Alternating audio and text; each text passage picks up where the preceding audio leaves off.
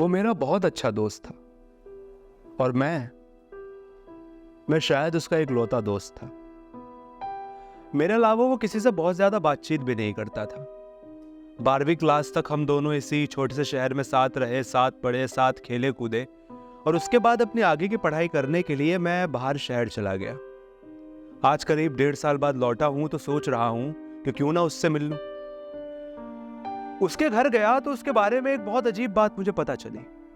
Aunty ने बताया कि अब वो 3रे माले के कोने वाले कमरे में रहता है। कमरे से कम ही बाहर निकलता है, किसी से बातचीत भी नहीं करता और उसने इस बात की सख्त मनाही की है कि कोई भी उसके कमरे में 12 बजे से पहले ना घुसे। अरे क्या बात कर रही है आंटी, दोस्त हूं उसका दोस्त, अभी जाकर के उस तोतड़ू को उठा के आता हूं। ये कहकर मैं 3रे माले की तरफ बढ़ गया। जब मैं सीढ़ियों पे चढ़ा तो ना जाने क्यों मुझे कुछ अलग सा महसूस हुआ। सच कहूं तो इन सीढ़ियों पे मेरा बचपन बीता है। मैं काफी बार इन सीढ़ियों पे चढ़ा हूं, उतरा हूं, भागा हूं, गिरा हूं, पर ऐसा लग रहा था कि ये वो सीढ़ियां नहीं है। मतलब जगह तो वही है, लेकिन माहौल बदल चुका है, भावनाएं बदल चुकी हैं और इस जगह अब कुछ गलत है, कुछ नकारात्मक, कुछ नेगेटिव। पर मैं सीढ़ियों पे चढ़ता रहा, 3रे माले पे पहुंच गया। उस गलियारे में गया जहां पे उसका कमरा था। गलियारे में महज 3 कमरे ही थे, पर ना जाने क्यों मुझे ऐसा लगा कि ये गलियारा बहुत लंबा है और वो 3रा कमरा बहुत दूर है। मैं चलता जा रहा था कि अचानक रुक गई। एक पल को मुझे लगा कि मेरे पीछे से कोई औरत पायल छनकाती हुई गुजर गई, पर इस समय तो यहां कोई नहीं होना चाहिए। पलट करके देखा तो गलियारे में कोई नहीं था। उसके कमरे के पास गया, उसका दरवाजा खटखटाने लगा। दरवाजा खोल भाई,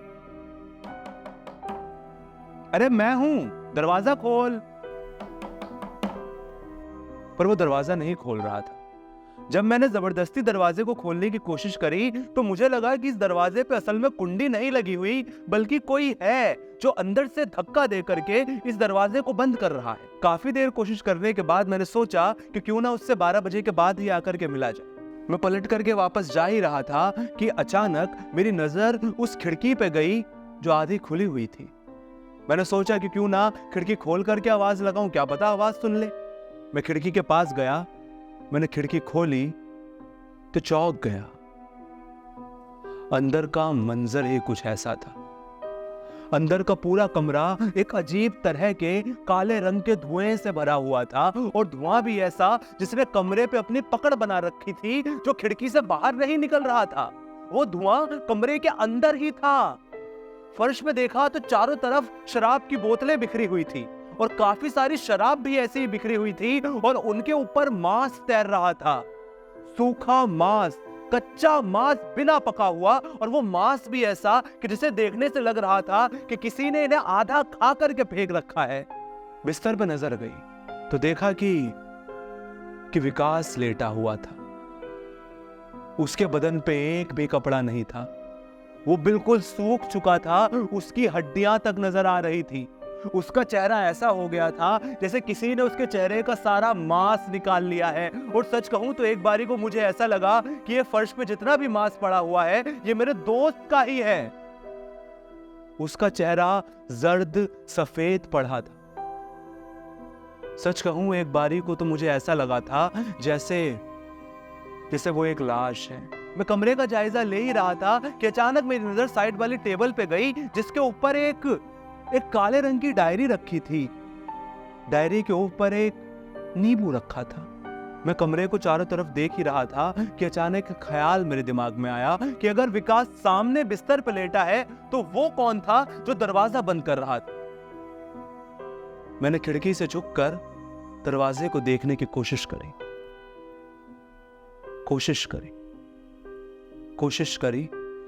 तो चौंक गया। दरवाजे से लगकर एक काले रंग का साया खड़ा था। उस साये को देख करके ऐसा लग रहा था कि वो किसी औरत का साया है और वो दरवाजे से लगकर खड़ा था। मेरे मुंह से तो चीख निकल गई। मैं चीखा और नीचे की तरफ दौड़ पड़ा। मैं भागे जा रहा था कि अचानक मेरी चीख सुन करके आंटी आ गई और आंटी ने मुझसे पूछा कि क्या हुआ बेटा, क्यों चीख रहे हो? मैंने आंटी को वो सब बताया जो मैंने देखा था। पहले तो आंटी ने मेरी बात पे विश्वास नहीं किया, पर मुझे इतना डरा हुआ देखकर आंटी को लगा कि मैं सच ही कह रहा हूँ। आंटी मेरे साथ कमरे में आई। हम दोनों तीसरी मंजिल के गलियारे में चल रहे थे।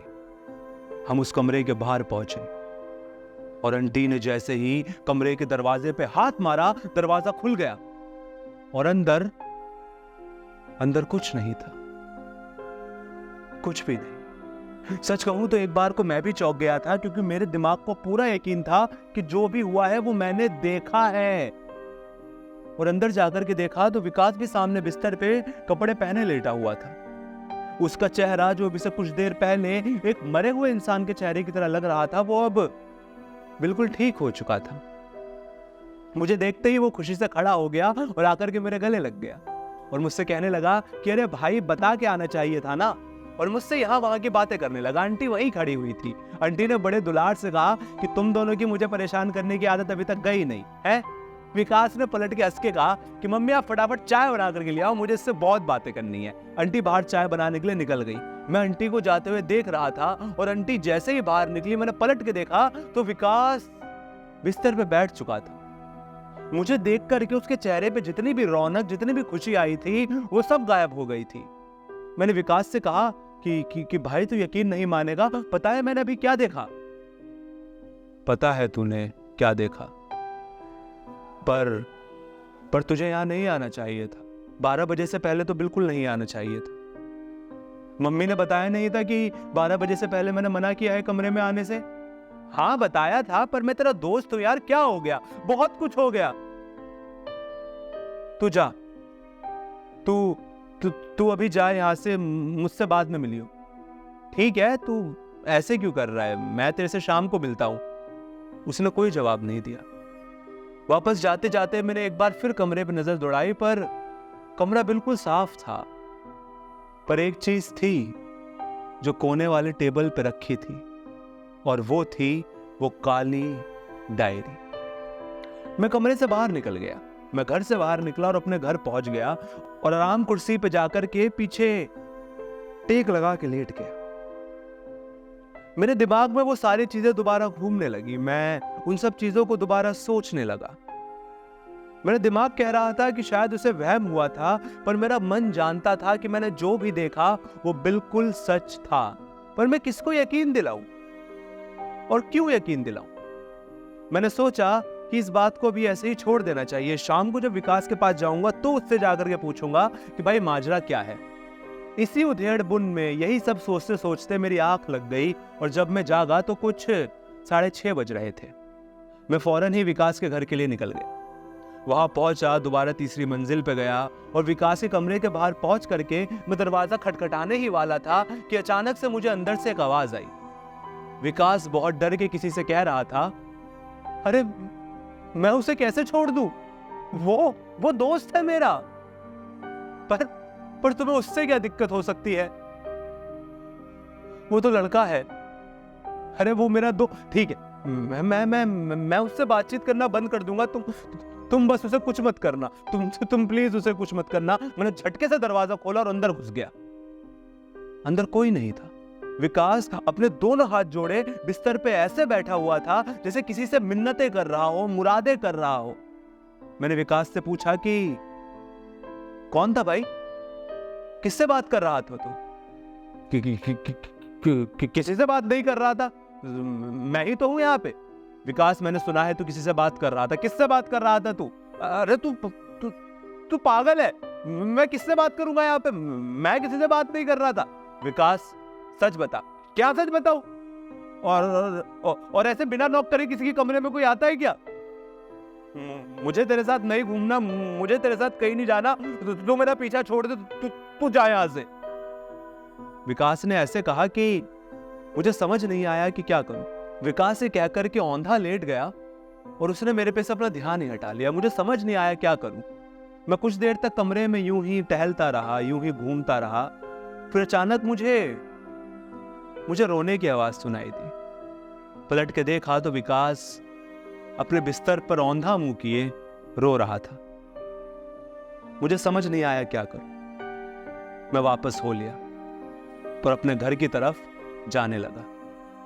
पर इस बार मेरे हाथ में वो डायरी भी थी जिसके ऊपर एक नींबू रखा था, जिसको लाल कलर के धागे से बांधा हुआ था। वो डायरी मेरे पास थी।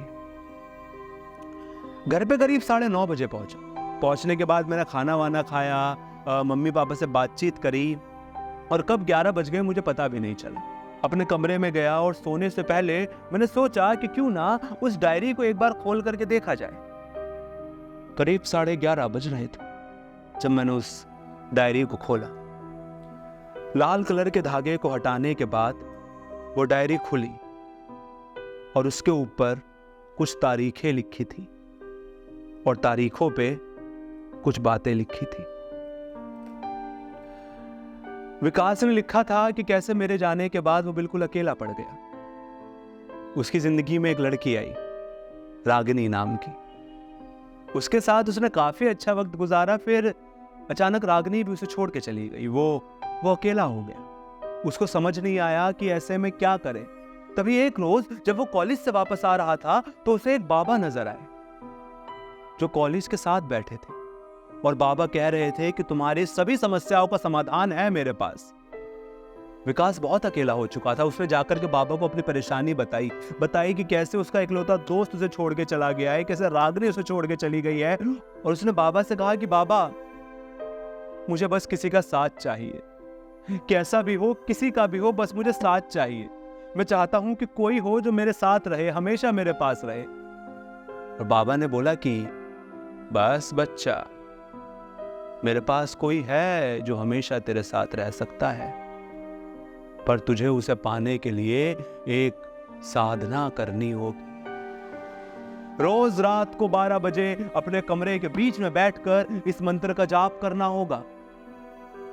तू रोज इस मंत्र का जाप करेगा तो तेरे पास आएगी पिशाचनी। वो तुझसे कुछ लेगी और उसके बदले में तुझे सब देगी, अपना साथ, पैसा, दौलत, शोहरत, सब कुछ। बस तुझे बदले में उसके जिस्म की भूख को शांत करना होगा। बता, है हिम्मत तो दूं तुझे मंत्र। विकास ने वो मंत्र ले लिया और उसके आने के बाद वो ठीक रात को 12 बजे अपने कमरे में बैठ करके वो साधना करने लगा। वो रोज उस मंत्र को पढ़ने लगा। शुरू के 15-20 दिन कुछ नहीं हुआ। फिर अचानक एक दिन विकास को महसूस हुआ कि कमरे में कोई है, कमरे में कोई आ चुका है। धीरे धीरे विकास को उसकी छुअन महसूस होने लगी। वो अक्सर विकास की गर्दन पे छुआ करती। वो हौले हौले आकर के विकास के कानों में बातें किया करती और विकास को लगने लगा कि उसका अकेलापन अब खत्म हो रहा है। अब वो पिशाचनी के साथ रह रहा है। बस डायरी में इतना ही लिखा था और मैं समझ गया कि विकास के साथ क्या हुआ है।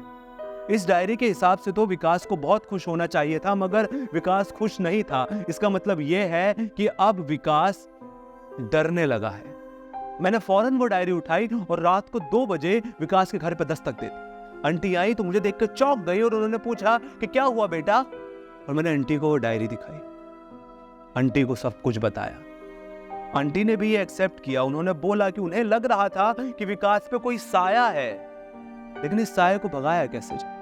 हम इस उधेड़-बुन में लगे ही थे कि कैसे विकास को छुड़ाया जाए कि तभी विकास के पापा ने एक सुझाव दिया। उनके जानने वाले एक पारिवारिक पंडित थे।